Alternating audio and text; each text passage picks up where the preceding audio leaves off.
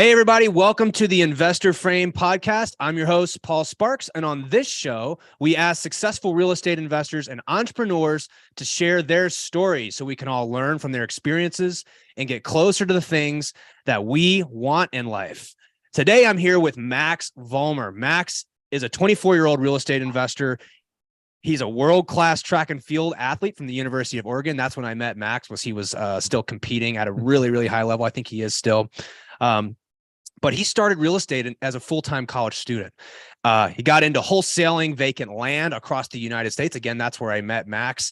And he just completely exploded that business. He got into fix and flips, turnkeys, rentals. Now he's got a fully operational business. He lives in Tampa with his wife. They're business partners with 35 employees. He's syndicating deals all over the nation, raising money for private equity from Europe, doing some incredible things. And now he's also got a coaching business where he's teaching young investors and entrepreneurs how to make money in a recession and how to use creative financing and different things like this. It's an incredible story he's got. Max, welcome into the show, my friend. Thanks for having me. And thanks for the introduction. You didn't miss anything. Well, I know you well. You were one of the first 10, as we say in the Whale Club, one of the first guys who kind of came in. You've been with, me in that community, and I'm fortunate to have you as part of that. So I've gotten to know you pretty well over the last year or two. And man, I'm just a huge fan of what you're doing. Same here. Because, when we first met, I saw the things you've done and where you are right now. You've grown tremendously, and I'm proud of you too. I wanted to say that to you after I saw your stories the other day with that new development. Proud where you're going and what you've done so far. Yeah, well, thanks. I appreciate that, man. So we always start this show off with having our guests share a 6-word update. So what is your 6-word update today? Patience is the key to success. That is what I've learned over the last couple of weeks. More than ever, patience is obviously one of my total weaknesses. I don't know if it's like a thing when you're young that just you don't want to be patient. Everything needs to happen right away. I think I've done a lot of mistakes in our business by not being patient enough and learning that we talked briefly before. The good things take time. Right now, doing some multifamilies, doing new construction, all these things are, projects where you need a lot of patience, but that is going to be the key to success. And sometimes just being patient and holding off, it will pay off a lot more in the future. So that is something you have to learn in entrepreneurship. That patient, most of us are not going to be a one-night wonder overnight, being crazy successful. It takes patience and consistency, and that is what my 6-word update. And I couldn't agree more with that. It's not something that is easy, though, for a lot of us entrepreneurs to be patient. Why do you think that is? Well, I think, I guess in my perspective it's about, patience usually has to do with income and with like projects you're doing, right? And your expenses are not patient. Like they go out of your bank account every single month. There's no patience. Like they don't wait. So, but when you have to jiggle that, you have expenses and you have to be patiently waiting for like projects and have to bridge them somewhere.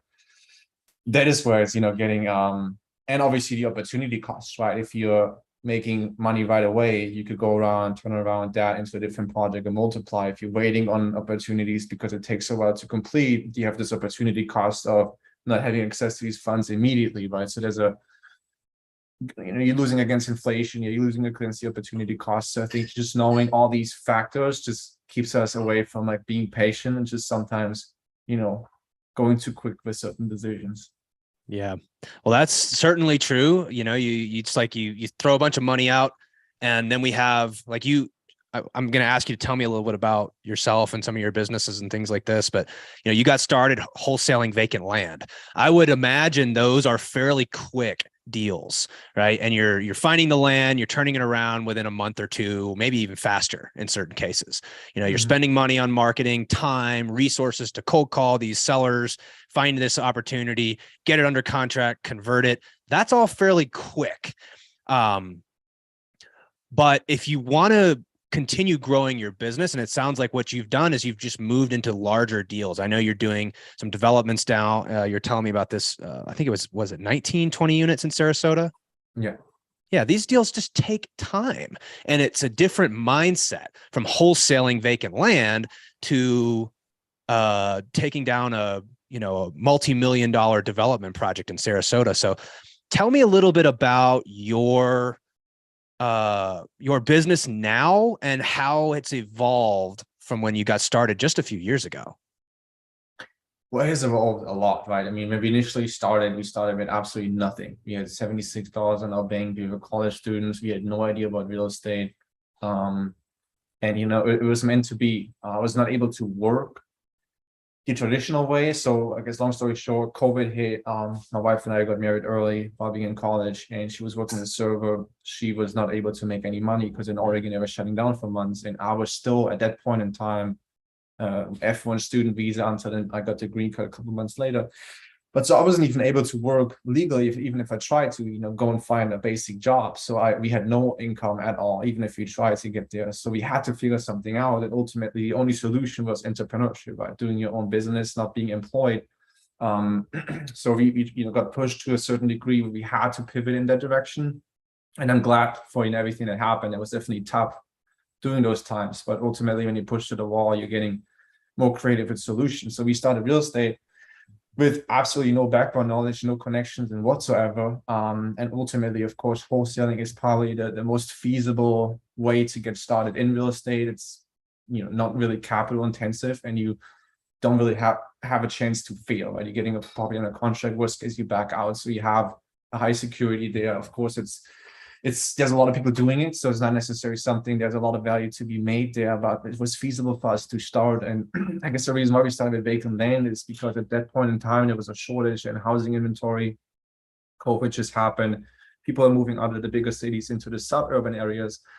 So we had obviously a shortage in housing, but a bunch of land available, and we came in and pretty much picked up these vacant pieces and were selling it to developers or retail buyers. So it was a niche within that industry. The housing was just super competitive. So we took advantage of just seeing something other people were not seeing at that point in time, and allowed us to, first of all, make money so we could survive. And then second, to pivot from that stress that you have as a college student going to your senior year of where should I apply? What jobs should I go and try to attack? And obviously then going to say, hey, I'm going to do my own business. I'm going to be an entrepreneur. And that was really stressful, right? It was stressful for our parents, right? Because they're like not entrepreneurs, so they didn't understand the whole philosophy up first. Now they do. But when we started, Katie and I, we told us, if we can make $70,000 with that in a year, then we're not even going to focus on our resume or anything like that, because ultimately, what are the odds not going to Stanford, Harvard, anything like that you get out of your first year of college, like something six figures or above? It's not likely. Of course he can get there, but the odds are very unlikely. So I was like, okay, if you can make that, then I just focus more on that, and ultimately I will make more money. So we focus on that. We learned a lot from wholesale. It was a way for us to get into real estate, get to know people, and really build our expertise. But it was never something that we really passionately enjoyed, because it was really active. Right? We did a lot of the stuff up front ourselves, like the whole cold calling and sending offers. So you always had to spend money. You always had to be active.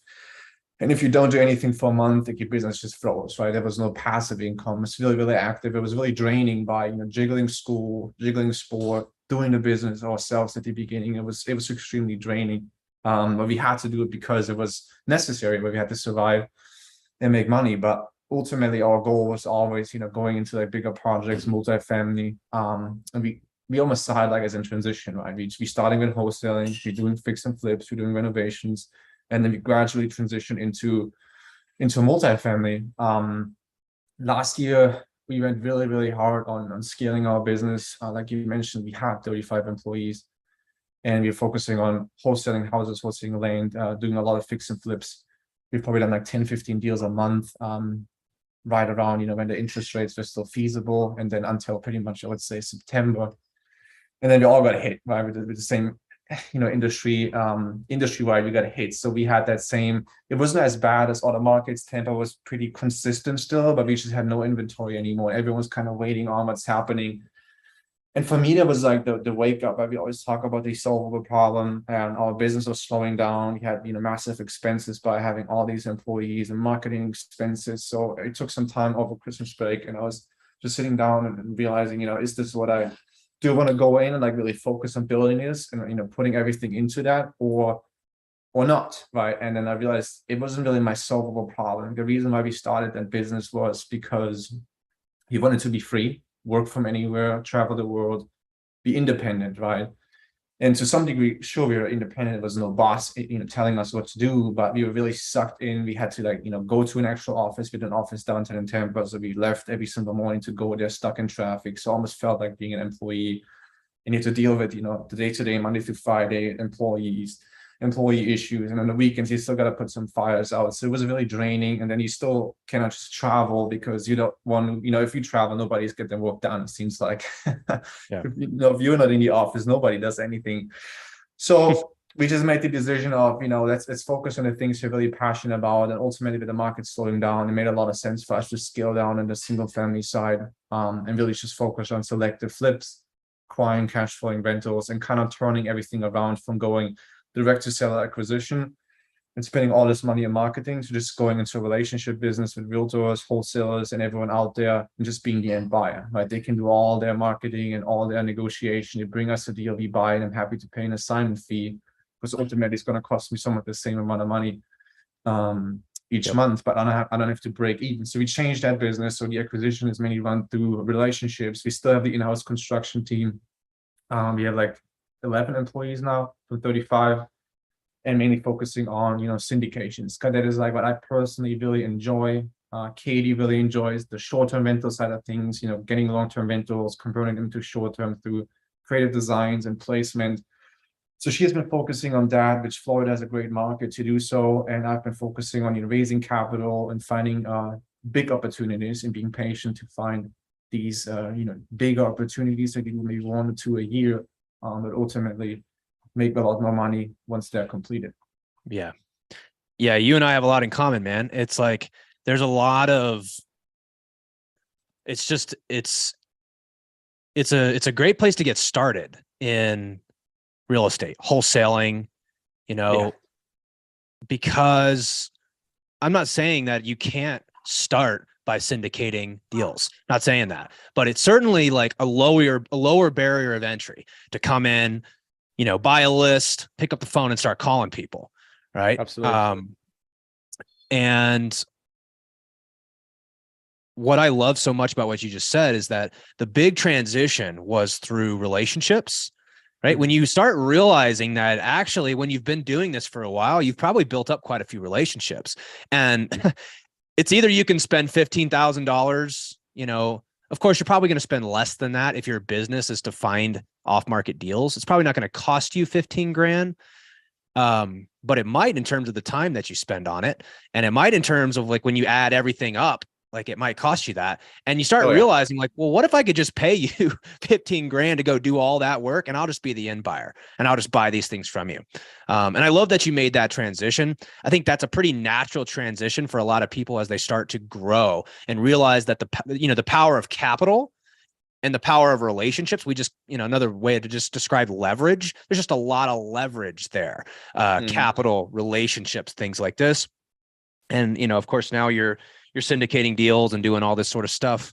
I'm curious to hear how you think of the barbell. You're one of the first 10 in the Whale Club when we've really first started talking about this concept of a barbell. Do you mind explaining how you think of the barbell? And then, well, let's just start there. When we think of the barbell strategy, what does that mean to you?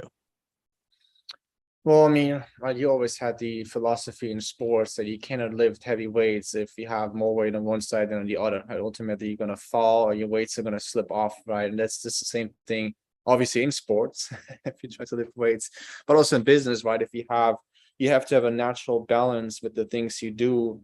And that applies to multiple ways, right? It can apply to like risk versus security. How you're going to balance it, how much risk you're going to take. It can apply with just like time management. Where you're going to focus your time on, where you're going to, stack your time on each side. Because we only have 24 hours. Projects that you focus on, right? Same thing, like where you're going to put that barbell so you can lift it so it's not too heavy on one side. If you put all the focus on single family and do some multifamily here, it's most likely going to slip if you don't have a system that allows you to do both efficiently, because then you just have too much focus here and then the multifamily is going to slip, right? So the equal amount of finding where's it balanced that you can lift and manage the the weight, the pressure, the risk, or whatever you want to call it. Yeah, no, really well said. Balance doesn't always mean, so in my mind, it does need to be balanced. But what I started learning is like, but it doesn't mean that if you do 100 single family deals, you need to do 100 big deals. No, Let's say that absolutely this not, was yeah. whatever. It's like you could have 100 single family deals that equal 5 big development deals, and that is balanced, right? So that took me a little while to think through. Is balance doesn't always mean 50-50. It can mean different things. But tell me a little bit about how you have, kind of managed through that framework, and what sits on what side of the barbell for you now. Mm-hmm. It wasn't easy, right? It's easier said than done, like the whole barbell, like trying to find the right balance. These are things we have learned, and of course we went fairly quickly from A to B of where we are, which mainly because we connected with the right people, we just learned things from people that have been years and decades ahead of us, right? That's how we got into multifamily. You talk to people that have done it thousands of times, and you can learn. But ultimately, the beginning, right, I was focusing on all of it, and my barbell was totally screwed. I had school sports, I had a wholesale business. I tried to learn about fix and flips, and it was just like too much weight on. It wasn't equalized, and you burn out. You're basically running in a rat race, and you're not really gonna get anywhere, even though you're busy and you're getting stuff done, and you're consistently working and you're growing. But ultimately, it's a healthy growth, right? You're overlifting yourself, and it wasn't really easy to realize that, right? Because first of all, you don't have the background experience, but being young, have not been doing it for decades, and you're always thinking like, well, I can do it, I can do this and this and that. And it was a lot of curiosity at the beginning. I wanted to like do it all. There was a goal I had, but a lot of people talk about shiny objects in syndrome. Don't do like things that look shiny. I purposely wanted to go from flipping land to then flipping houses to renovating houses to making rentals to syndicating apartments to building apartments. I wanted to learn it all, because like, how would I know what I'm really passionate about if I haven't done it, right? If I always stick to wholesale land, I don't know if I would like new construction if I don't do it, right? So it goes both ways. I just wanted to learn it and to really figure out where it's going to be in my barbell. Like, how do I balance really my time, my effort, and my energy, and like our business and our growth. And so we have done a lot of these things, and we've learned a lot from it, and we've seen what we like, we've seen what we don't like, to really balance it out. And what I like is, I guess, going back to like the solvable problem, real estate was the goal for us is like building something passive where I can sit back on and have, be recession proof. That's what the thing I've learned right now with the recession, right? We had an active wholesale business and we got whooped pretty hard by it's slowing down, and all of a sudden you don't have the same numbers anymore than you had quarter one, the quarter before, because you're so reliant to market demand, and you're still spending the same amount of money, and you have to really pivot, and you have to be really extremely good at what you're doing. But ultimately, you don't have anything passive to fall back to. But rentals, anything that you own, you have something passive. Plus, it's a legacy investment. And that's really important to me. It's putting something into a legacy, so I know if I'm going to pass away, my kids have something to fall back to too. So it's a safety net for generations, and that's what real estate allows you to do in the long run, is to have a nest egg for generation wealth. So that's the ultimate goal. So getting there is obviously acquiring rentals, so doing selective fix and flips that have long-term appreciation or cash flow components to it, or doing syndications in the multifamily space that have potential to upside. So that was always the goal. So we've pivoted that knowledge that we had on one side of the barbell, really focusing selectively on these things that have like a long-term outlook, not necessarily the quick flips, the small body. And this makes sense in the next 5-10 years to hold, or this makes sense as a 5-year, value at syndication project. And on the other side, we have the thing that we are really passionate about, and that's the coaching business, right? We have a lot of knowledge by the things we've done. So even though we have slowed down doing active wholesales, there's still a lot of people that we can impact and help through the systems, process, and networks that we have to help them succeed and break out of the system, right? Ultimately, we got to where we are right now because we had amazing people around us that helped us go through the struggle and realize the things that we did wrong. And there's nothing really possible that we could do to give back to those guys that have helped us. The only thing you can really do is give back to the community and other people around us to help know somebody else. It's like a cycle effect that starts there, and you're just giving back to somebody. because I cannot go back to my mentors. Like, how would I add value to them, right? And I've asked one of my mentors once, how can I add value? You've given me so much, and what can I possibly do for you? And he said, there's nothing you can do, but eventually someday you can do something for somebody else and help them, do the same thing you've accomplished. And that really triggered with me. And I was never really sure, like, when I will be ready to, like, have enough, credibility to go into coaching. And I was always waiting for this, like, next deal, that X in the future, until I realized that where we are right now, we can inspire a certain target group already. We've done a lot of things. I'm confident that I can help people to be successful. So our barbell is really focused just on the coaching side of things, helping people there, and then for us building the legacy portfolio in the long run.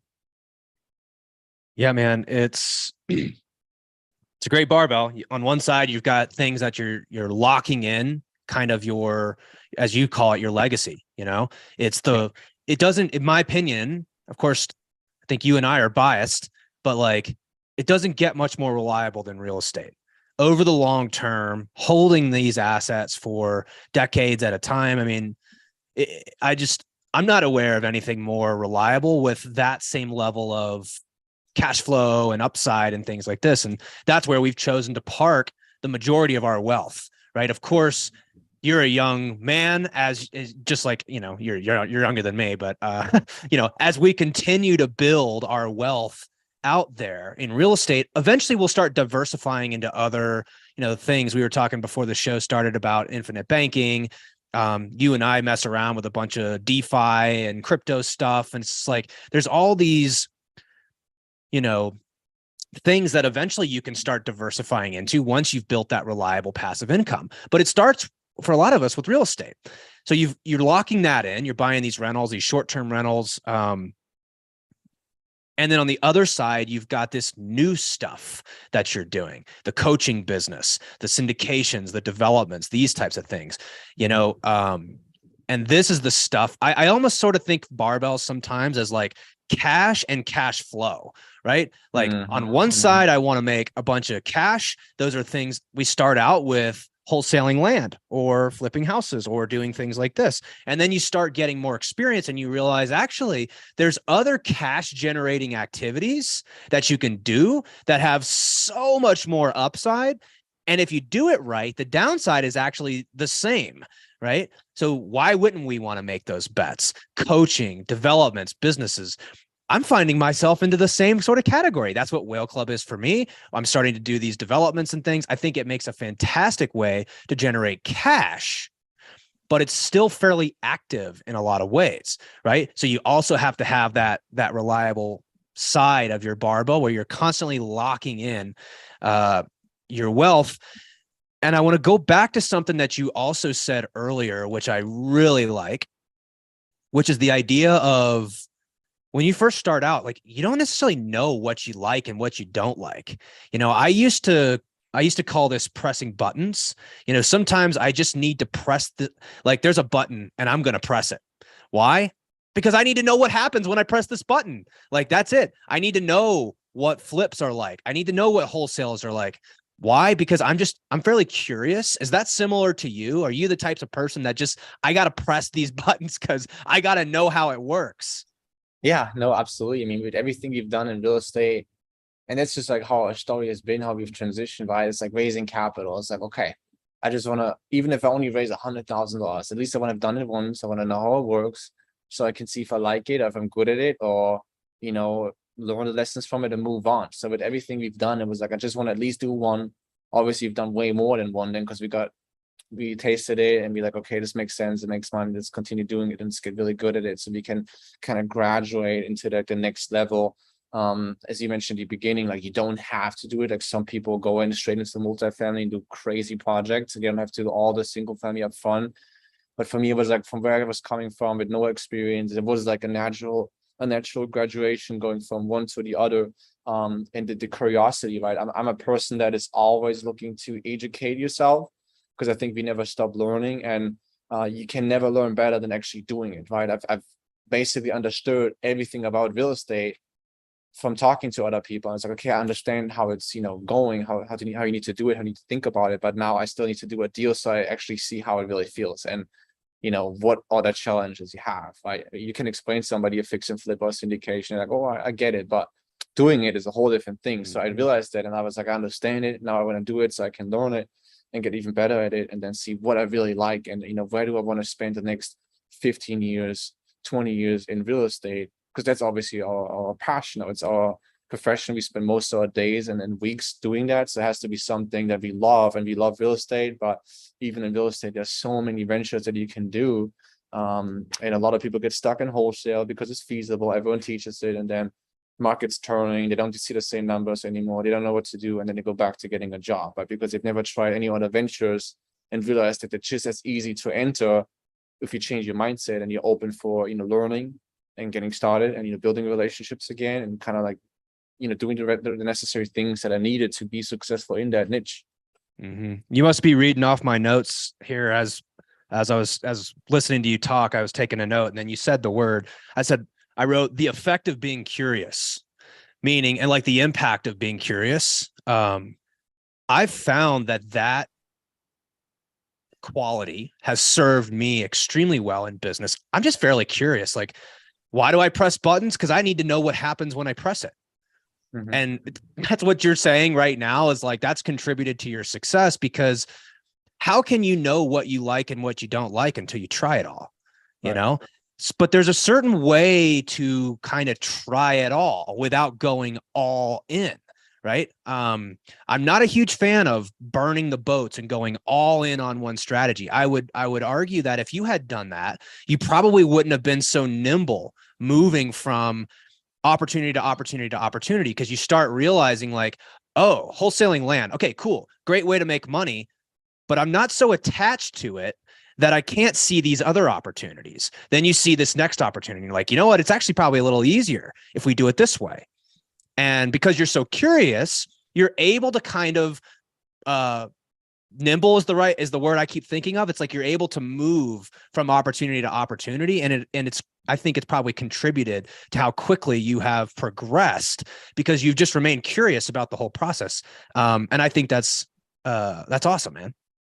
Yeah. I mean, I think one thing is definitely like the network, right? It's because there's a lot of scarcity with this real estate. Once, wholesale obviously has one thing to it, but then fix and flip is like, oh, no, I own a house. I'm liable to a loan. I have to get a bridge loan. I have to handle construction. And then multifamily, there's all of a sudden like 2-3 more zeros on everything that you do. And it's like, but ultimately for me, it was like, I was curious, but just also that was helping me to not be scared of something. And then just being surrounded, you and I are surrounded by amazing people. Multifamily is an example. I talked to guys that own and operate 3,000 to 5,000 doors, right? Something where you might think that's absolutely impossible. How can one person, have so much doors underneath them? And then you talk to somebody that does it, and you're like, holy moly, like this guy is, just like me. He started, learn the story, you see how I've done it, how many years it takes to build it.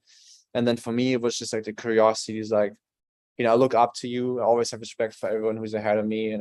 And I'm always like, hey, can I just learn from you everything that you have, and then add value to you with something that you need in your business, right? Teach me how to find deals in the multifamily space, and I'll bring you a deal. Maybe we can do something together, right? It's just how I got started, because you also got to learn how to like underwrite multifamily, how to run Excel sheets and forecasts and talk to, commercial brokers.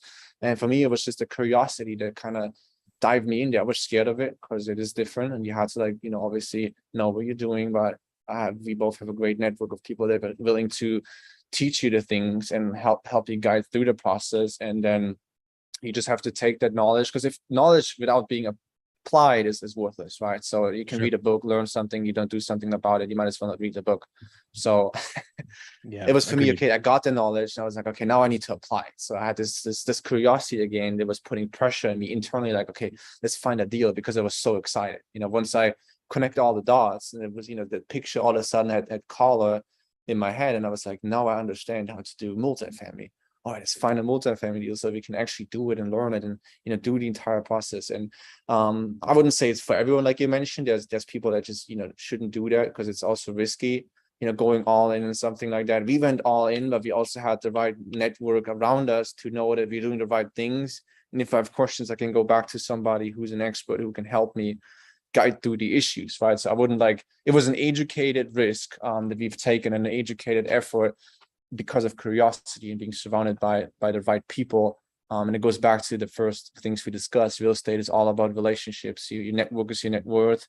So surround yourself with like-minded people and take that as a leverage to be successful. Yeah, man. So you're a national champion and the decathlete, right? Which is the person who does all of the things. I think that's pretty telling about you as a person. Not only your ability to be a champion, but as someone who like wants to try it all. I think one of the things I've started saying is I like to play business like a sport. Mm-hmm. You are, again, a national champion athlete. What does that mean to you, playing business like a sport?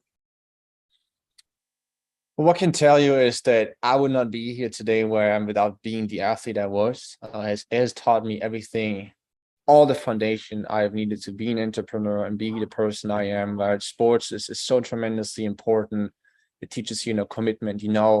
That good things don't go overnight. You have to like go to the gym, work for it. When it hurts, it's the time when you have to continue push yourself, because now you're breaking out of the system, you're breaking out of your comfort zone, right? Being comfortable, being uncomfortable is where growth happens in sports. So it's all the things you learn there about self-discipline, commitment, mindset, visualization. I've used all of that and wrapped it into business, and it's helped me to grow. And I've learned and implemented all these things first in sports and then realized it to bring it over. And there is no difference between being a successful athlete and being a successful entrepreneur. It's the same foundation. So like you said, playing it as sports, that is really what it is, right? It's just a form of sport. It might not be, as active physically, but mentally it's pretty much the same than any sport. So it goes with the same things. And then it even cycles back to like the self-treatment. This is where a lot of entrepreneurs I see personally, struggle, is that again, going back to the barbell, the balance, right? It's like work, nutrition, sleep, balance, lifestyle, right? You have both sides. And a lot of people just focus here and then they get really unhealthy and have really bad relationships with their friends and family members because they just focus here. It's about the barbell again. You got right nutrients, right sleep, right balance, so you're not burning out, and you will ultimately be successful on both sides, right? So this plays such a tremendous role. And a lot of entrepreneurs, good successful entrepreneurs, often have done sports in college and I've learned a lot of these lessons that implemented. And I think everyone I talk to that has done that and has been successful in business now always say that it all started with sports, and this is what they've learned, and this is why they're where they are today. I have a mentor. He's actually the mentor to my mentor. This guy's name's Randy Massengale. Dan Nicholson. I'm sure you've heard me talk about Dan. He wrote that book, Rigging the Game. This was Dan's mentor. His name's Randy. He was the senior advisor to Bill Gates in the early 2000s. Incredible connection that this guy has. He does this, I don't know what you'd call it, but this like, he asked these questions anytime somebody comes into his world. And I found that this works really well when you're interviewing people, is he asked them, like, what was the hobby or sport that you played growing up? And I'll keep this sort of short. He uses that as a framework because a lot of times the way that we played sports growing up is the same way that we probably should be playing business, but maybe we aren't, right? And again, I'm just going to bring it back to like the reason I would assume why you're so successful in business and you've done all these different things is because of the way you played sports growing up and the way you became a national champion and all these things. There's so much parallels there. Sounds like you agree, but I've found that actually works really well when you're interviewing somebody. What was your favorite sport or hobby growing up? And how did you play that sport or hobby? I was the varsity basketball captain on my team, and I wanted the ball in my hands in crunch time. I'm going to shoot, right? I was the scorer. I was the offensive player. I was not a great defensive player, which is why I still struggle with that in my business, right? Playing defense is not my strength. Scoring and selling is my strength. And so I started finding like, oh, right, the same things that I struggled with in high school as a varsity captain on the basketball team, I still struggle with that today in business. And I thought that was very insightful. And now I start incorporating that anytime I work with somebody new. One of the first questions I asked was like, what was your favorite sport or hobby growing up? And how did you play? What kind of a player were you? I should have done that, man. My interviews when we hired, because they would have helped me with some headaches, I guess. Yeah, I'm sure. And it's really just like, it's getting a glimpse at the type of person that you were as a kid, where before you start layering all these obligations and liabilities onto our life and things like this, it's like, well, that's when you're playing at your freest. So anyways, maybe you can use that on your next hire, because I can tell you, you are the example of how you played sports as a kid, as a young man, is now how you're playing business today. So, Max, we've talked about a ton of stuff, man. And again, I'm impressed by all the things that you've done in such a short amount of time. So I'm sure you've accumulated quite a bit of insight into business. I like to finish this show by asking my guests to leave the audience with your greatest lesson learned in business. Could also be something that you've learned fairly recently, but what would you say is your greatest lesson learned since being in business? There's a lot of lessons.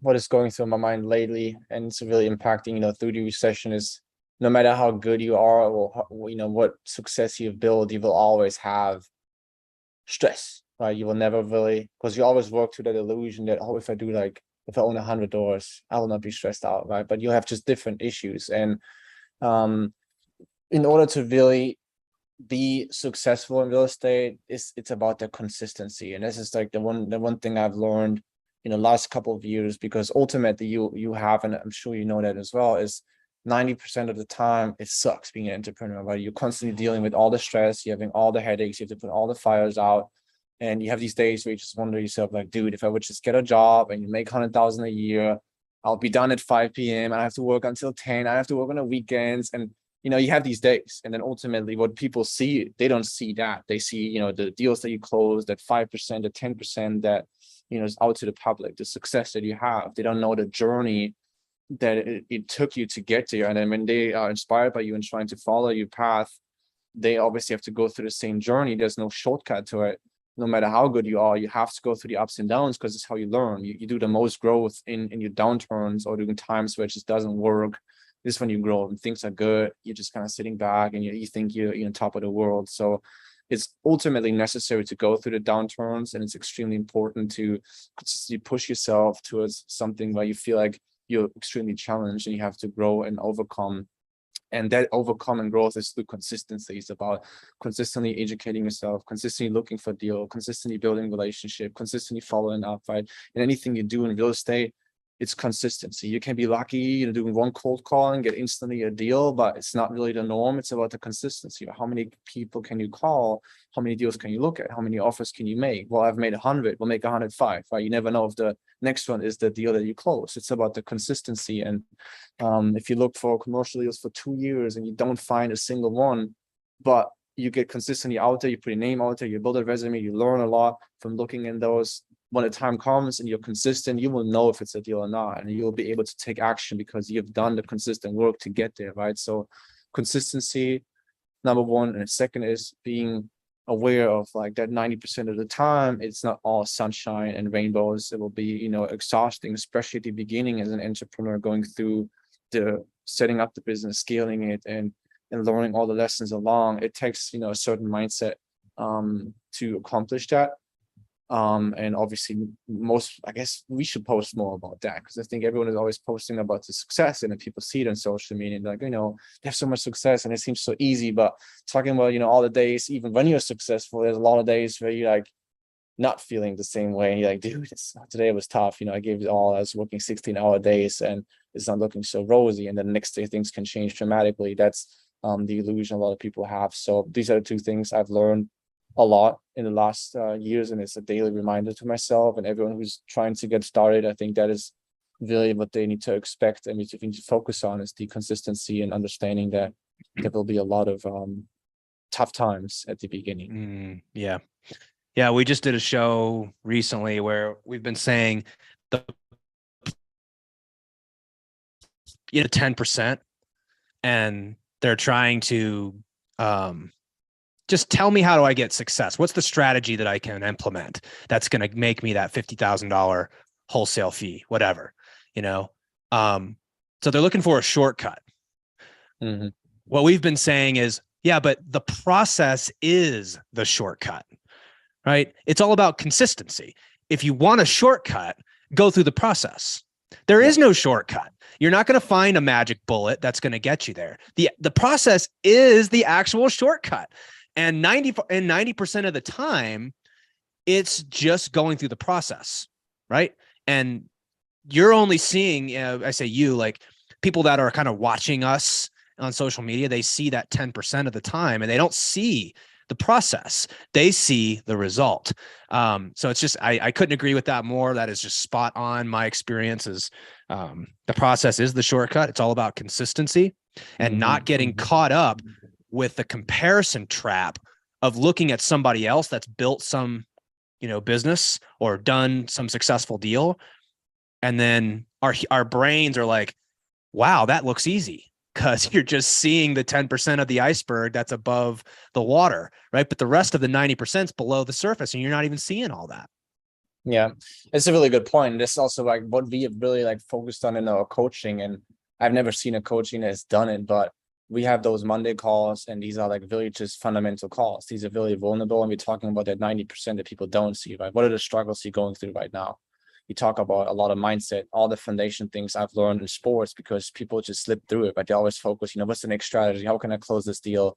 But if the basics, just like having the right mindset, believing in yourself, and it's, during downturn times, just having people that have gone through it and talk about it honestly, and don't always like pretend everything is fine and you're just killing it. Just say like, hey, this week was totally shitty. I have these thoughts right now, and what should I do next? And that has, at the beginning, I've seen some of our students that felt like, what we talk about mindset, but over time, like after a couple of weeks, these are like, I guess, some of their favorite calls, because you're just vulnerable, you're honest, and everyone is giving feedback. And I think they learn the most there. That helps them in the other calls you talk about strategies to implement, because that's the most important thing. But there's no shortcut. You gotta do the processes, you gotta go through it. Everyone has the same emotions no matter how successful you are, and overcoming that quickly is going to help you to implement the actual strategies more efficiently and quickly, and being more successful, right?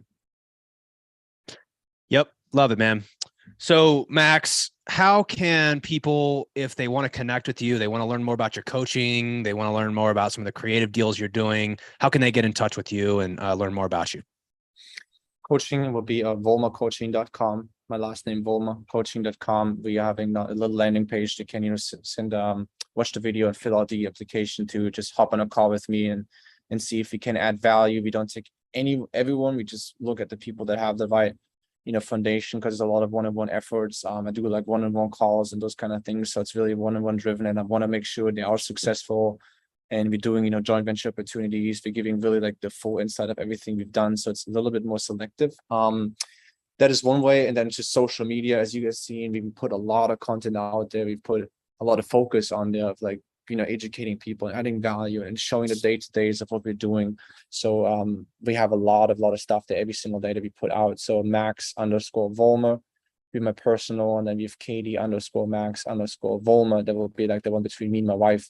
So there's also, a female side of things. She shows her things, and she's attracting a whole different audience there. And anyone who's female who wants to get started in real estate sometimes helps seeing somebody who's not a man talking about the things that she's learned, and she's doing amazing there. So that's what we do. We do a lot of, social media, obviously Instagram, TikTok, Facebook, it's all the same usernames, so they can find us there. We post on all platforms, also YouTube. And then of course the coaching, or they can go directly to you, and you can connect them to my email, my phone number, if they have specific questions or a deal or anything they need help with. I'm the last person that is not going to spend time and help somebody else out, because that's what I love doing. Yeah, I think there's like a blurred out naked picture of you on social media now too that I saw recently. You were talking about something about a date or something like that.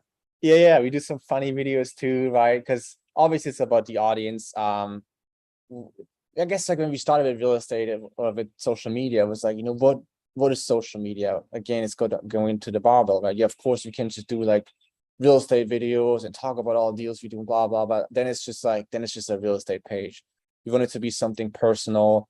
So we do, we have training videos for our workout. We have obviously like lifestyle videos, and we also have the fun thing, because Katie and I, we're young, and we like to do like funny TikTok videos and just have fun and do like funny videos and post them there and show people, and especially TikToks and stuff like that. So it's a whole package, right? They go on our social media and they see who we truly are, as a business person, as an athlete, and as a, you know, husband, wife, and young entrepreneur. So we want to give the full package and do something different, right? You don't see a lot of real estate pages that have the whole package. It's always like real estate, real estate, real estate, but you know nothing about the person besides that. And we wanted to like open up and be more personal in what we do in our social media. So you'll see some funky stuff out there.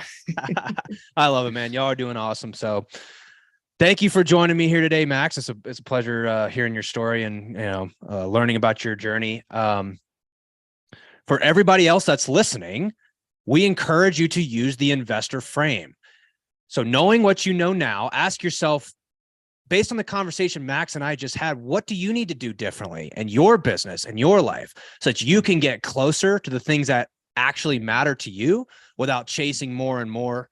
And also, if you get a chance, you can join our community. Max did a whole freaking amazing masterclass on, what was it, seller finance, and like I had to like stop him. I'm like, Max, like this is going to go on for another 2 hours here. We're going to have to bring you back. So he's got some amazing content inside of our World Cup community. You guys can get that there. We'll have all these links to get in touch with him if you want to learn more about it. But thanks for joining me today, Max. It was a pleasure to have you.